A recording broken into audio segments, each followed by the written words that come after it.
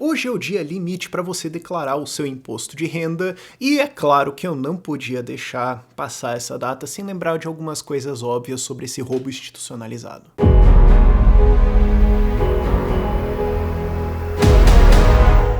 Porque assim, tem várias coisas dentro da lógica de um imposto de renda que eu acho que são excelentes portas para as pessoas entrarem em liberalismo, ou especialmente para elas irem de liberalismo para libertarianismo, para elas entenderem, pera, o que está sendo presumido aqui? Foi uma das coisas que foi importante para mim nessa minha jornada de, sei lá, para liberalismo, para libertarianismo, começar a pensar o que está presumido nas leis que estão colocando em cima de mim. Por exemplo, ao proibir o homeschooling, o que o presidente, ou a legislação, ou o Ministério da Educação está dizendo? Ele está dizendo assim, ó, tu é burro demais para cuidar do teu filho, mas tu é inteligente o suficiente para votar. O que não faz o menor sentido. Então, peraí, um dos dois tá errado. Né? No mínimo, né? Não tô colocando nenhuma análise política em cima disso. Eu tô falando, pera, os dois são incompatíveis internamente. Então tem alguma coisa aqui que a gente vai ter que pensar um pouco mais profundamente aqui, né? E no imposto de renda também acontece isso. Acontece várias presunções que são meio... Pera, se a gente juntar duas coisas aqui e começar a pensar na lógica, a gente tem um problema. A primeira, e eu acho que é a que mais... Eu acho que quase todo mundo já sacou o começo desse raciocínio, só que não chegou ao fim, é você perceber que o que o imposto de renda tá dizendo é que o Estado tem uma alegação de propriedade em cima do seu trabalho maior do que a sua. Ou seja, se existir uma disputa de quem é o dono do resultado do seu trabalho, né, daquilo que você faz, que você produz e então que você recebe de renda, se existir uma discórdia entre você e o Estado decide. Então não é como se ele estivesse pegando 27,5% da sua renda, ou 15%, ou 20%, etc. Não, ele tá pegando tudo.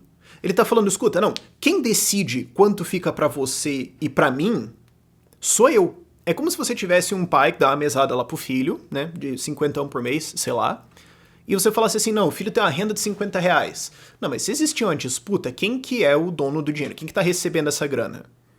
O pai ou o filho? O filho. Então se o filho, sei lá, não cumprir as tarefas dele, enfim, e o pai quiser cortar a mesada, ele precisar, enfim, ele vai lá e corta.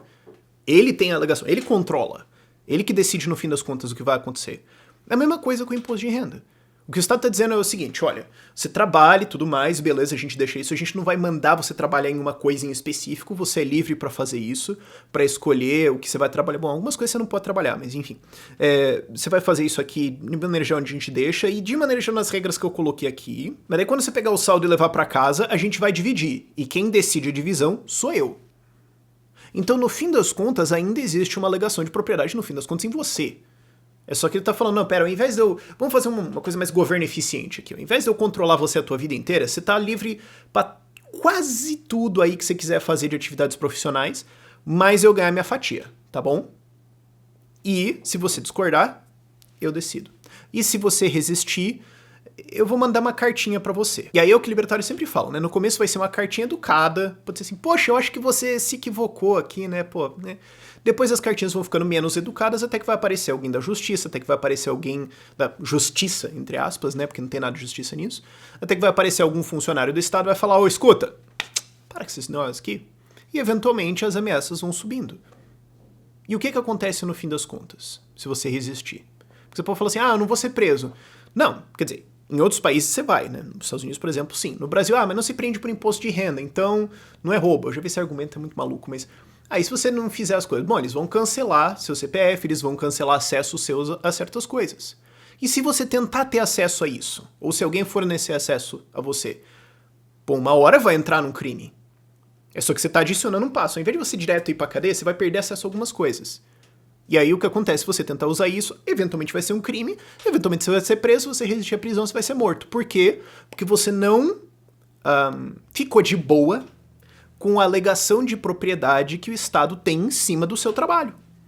Porque você não concordou com a divisão que ele queria fazer. Isso aí revela a origem do Estado, que é a teoria do bandido estacionário, que é a teoria que explica a origem do Estado, certo? Porque muita gente defende a teoria do contrato social e ela não tem como você logicamente defender isso, e inclusive é curioso que contratualistas que defendem isso falam, muitos, né, falam, mas é que isso aqui é só mais uma abstração, não é bem assim, né, porque ninguém realmente acredita que uma vez todo mundo chegou e assinou um contrato.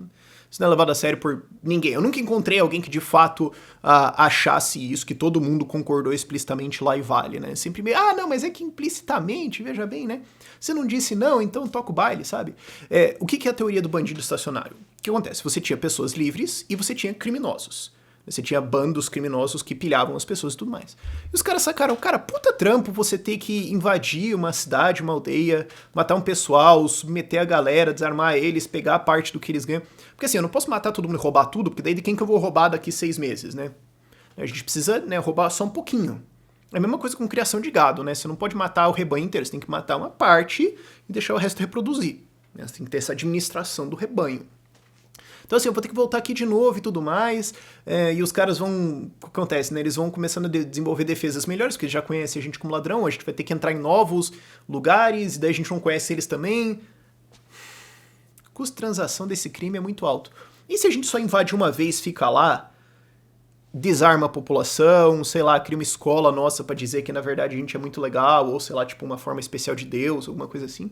E vamos tentando justificar essa porcaria que a gente tá fazendo aqui, e quem encher muito o saco a gente dá um sopapo ali, tá bom, né? Qualquer coisa que ela desaparece, cai no rio lá, né? Tudo bem.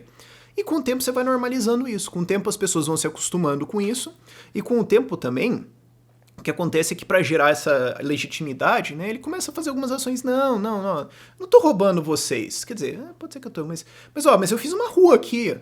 Pô, né, quem que ia fazer essa rua aqui se não tivesse sido eu? Eu também tô fornecendo serviços de educação aqui. Tá bom, assim, tá, ok, o professor é tipo eu, e eu tô contando a minha história como se eu fosse literalmente Deus da Terra. Assim, tá, mas tá estimulando a mente, né, pô, sabe como é que é? Pelo menos tá, você preferia nada, né, porque é o que você teria, né? É o que eu tô dizendo. Ah, mas pode ser que eu teria alguma coisa. Mas eu nunca vou deixar você testar. Olha só, então, né, você não teria nada. Ah, mas eu acho que não. Vamos calar essa boca aí? Vamos bater, vamos colocar a meta em ficar quieto e tentar dobrar a meta? Pode ser? E também, né, pra criar essa legitimidade, você vai criando cetros e mantos e logotipos e bandeiras e hinos e tudo mais para criar esse culto ao Estado, para trazer algumas pessoas que vão achar que isso é uma boa ideia, glorificar isso, glorificar o troço, fazer ele parecer normal. Com o tempo passando, a galera vai meio que acostumando com isso e você tem então um bandido estacionário. Ele consegue ficar num lugar, pilhando aquele lugar, via várias coisas, uma delas sendo imposto de renda, e assim mantendo a sua renda sem ter que jamais produzir qualquer tipo de coisa. Essa é a origem do Estado. E o que é legal é que, assim, não é difícil de você verificar isso. Vai ver a história de qualquer país. Eu sempre falo isso, a galera fala, não, mas não é bem assim. Me mostra a história de um estado que não é isso. Não tem. É uma das coisas mais bem documentadas na história da humanidade, porque o Estado escreve a sua própria história. Eu adoro, o Tom Woods, ele fala isso, né?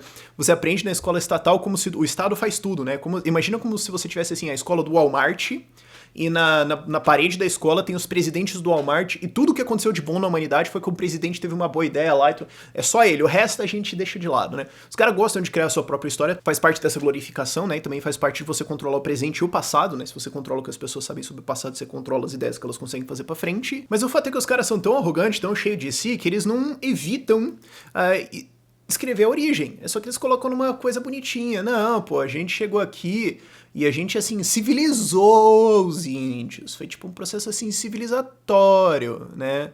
É algum momento, assim, entre a minha espada bater no crânio dele ali, é algum ponto ali que a civilização fluiu.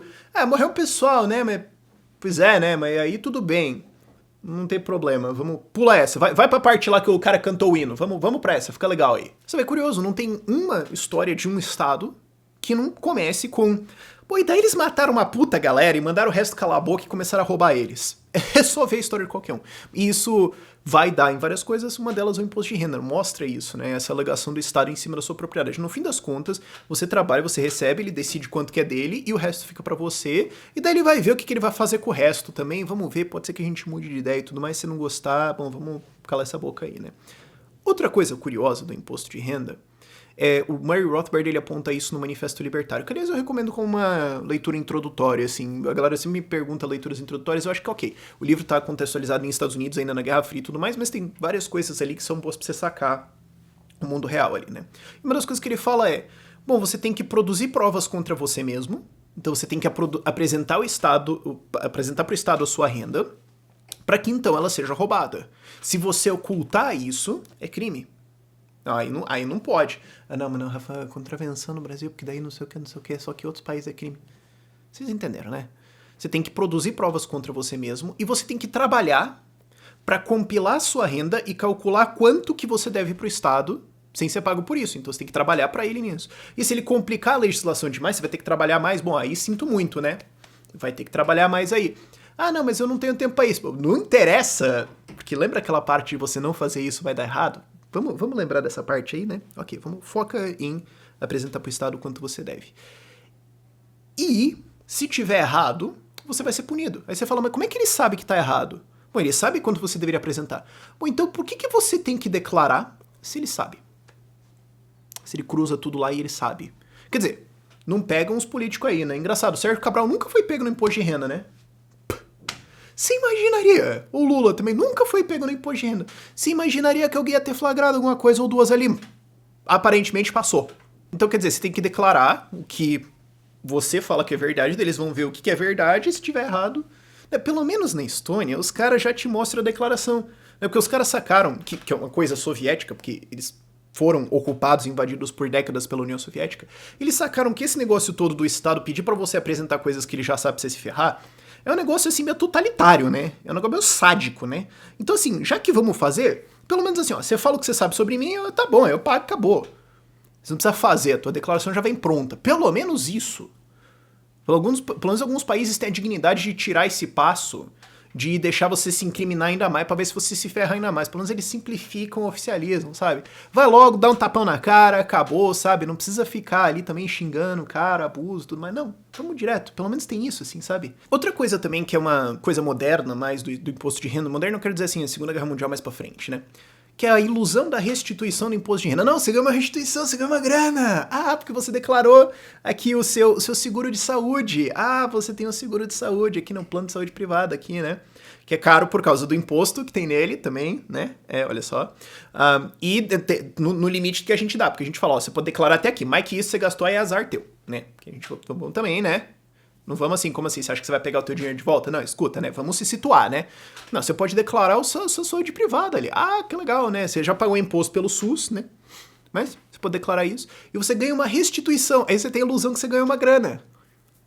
Que é tua. É tua. Mas cria essa coisa de, não, eu vou ganhar alguma coisa na restituição. Agora vai ficar bom. Ah, vou ganhar. Oh, agora ficou legal. Tá, não é tanto assim, pô, ganhei uma restituição aqui, pô, o governo me deu um dinheirinho aqui, pô, agora ficou bom. Isso você não precisa nem ser libertário pra falar. O Milton Friedman falava isso. Que, inclusive, quando ele tava em alguma equipe tributária lá do governo americano, ele participou da equipe que fez esse negócio da restituição do imposto de renda. Porque antes você declarava tudo no fim do ano, pagava, mandava um puta checão lá pra Washington, e daí pelo menos tinha um momento de você ver o puta checão e ficar puto. Fala, caramba, olha tudo essa grana aqui, você tinha que economizar, guardar um negócio lá. Né? Pelo menos tinha o momento da pessoa ver o quanto ela tava sendo assaltada ali. Aí, durante a Segunda Guerra Mundial, os caras falaram, pô, mas a gente precisa de grana aqui, né? Vamos fazer o seguinte, a gente vai pegando aí, vai descontando do teu salário e tudo mais, depois a gente acerta as contas no fim do ano e se tiver um extra a gente te devolve. Muito tempo depois ele foi falar, eu queria um monstro, porque agora é descontado na folha de todo mundo, ninguém mais nem entende o que tá acontecendo, e quando volta os caras acham que estão ganhando a grana ainda. Milton Friedman não era libertário, ele era liberal, e até ele entendia o absurdo, até ele é de sacanagem até de falando, mas ele entendia o absurdo que era essa ilusão de uma restituição. E por último, fica o óbvio que já estava, né, implícito lá no meu primeiro ponto, mas vamos explicitar aqui. Quando que você concordou com isso? Contrato social. Contrato social, uma ova. Quando que eu assinei isso? Muito legal. Não, quando você tirou o RG. Eu já vi esse argumento sendo feito seriamente. Uau. Eu acho que no futuro, talvez não seja na minha vida, não sei, talvez eu não veja isso, mas no futuro pessoas vão olhar pra trás e vão ver, pô, e existir Estado, né? E eles vão tratar isso como, sei lá, aquelas religião retardadas, assim, que tipo, tem que sacrificar pessoas, senão o sol não sobe. Né? Tem que sacrificar um pessoal lá que a gente capturou aqui na guerra, porque senão não vai ter sol. Hoje a gente acha isso a maior maluquice do mundo, sem falar sacrificar um ser humano, né? A gente sabe que isso é absurdo. Aí olha pro Estado e fala, né? Pô, senão quem vai fazer as estradas, né? Eu acho que no futuro pessoas vão olhar pra trás e vão ver, assim, Estado, imposto, teoria de contrato social e pensar, olha o que os caras acreditavam. Olha o que passava. É tipo a gente olhando pra trás com, sei lá, frenologia, ou teoria de que ratos eram criados coisas sujas, que doença vinha de sujeira, ou de ar ruim, essas teorias malucas, assim, sabe? Ou que nem a gente olha pra trás assim e pensa, meu Deus, cara, o que o pessoal tava fumando naquela época? Acho que vão olhar pra trás e pensar assim, contrato social. Gente, e o professor vai ter que explicar para os alunos, não, gente, Eu sei que é estranho, mas era levado a sério, era ensinado em cursos muito sérios, que isso aqui era de verdade. Quando que você assinou isso? Quando que você concordou com isso? Quando que você consentiu em ter isso aqui tirado de você? Ou nessa taxa? Ou em quem decide nisso? Ah, mas você pode votar. Não dá, cara. Não dá. Ah, você pode votar. E daí? No máximo eu voto em um legislador. E os outros 512 deputado federal e os outros 81 senadores. Ah, vai ter um que eu votei. Ou dois, não. Aqui tem uma eleição que às vezes você vota em 2 senadores. Fica melhor. E os outros 79? Quando que eu concordei com isso?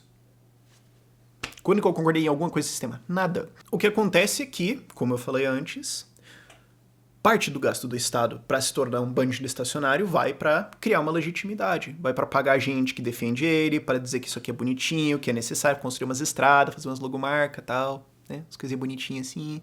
E outra parte também vai para educação, não? Vamos ter o Ministério da Educação, né, que vai decidir qual é a educação que as pessoas têm que saber, e assim, né, os políticos decidem o que os seus eleitores vão saber. Puta boa ideia, né? Eu não entendo.